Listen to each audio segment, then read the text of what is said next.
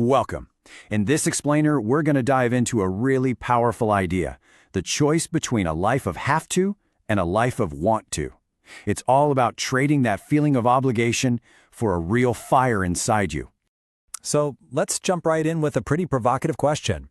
If you're supposedly deep in your work, totally focused, but you can still feel that you're hungry, are you really all in? The point is, true passion, real love for what you're doing, it should consume you so completely that everything else just kind of fades into the background. And this brings us to this crucial choice we all face, what the source calls the two fundamental paths in life. Are you being pushed along by compulsion, or are you being pulled forward by your passion? I mean, think about it for a second. How much of your life is driven by what you feel you have to do?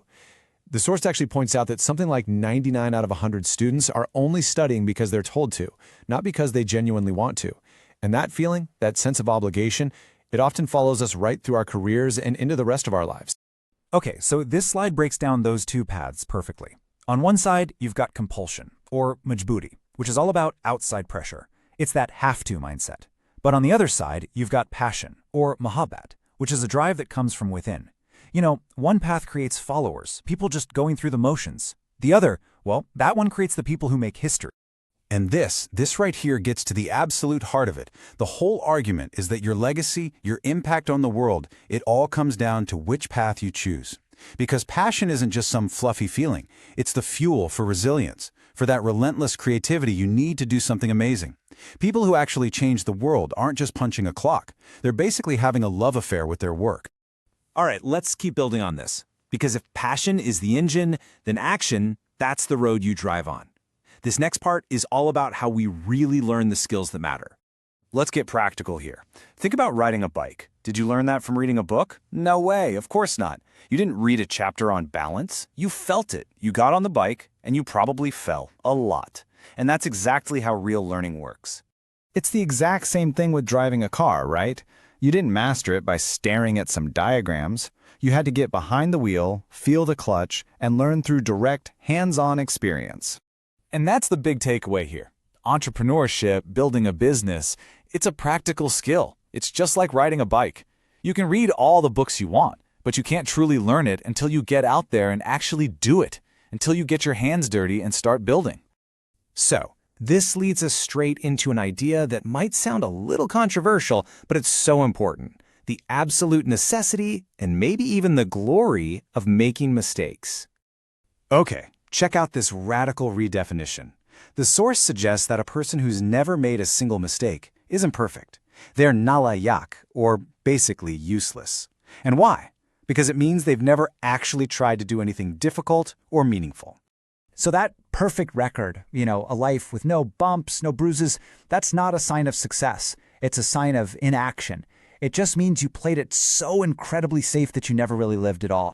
And this is exactly what you need to step off that safe path. To risk making those glorious mistakes, you need guts, or shigra.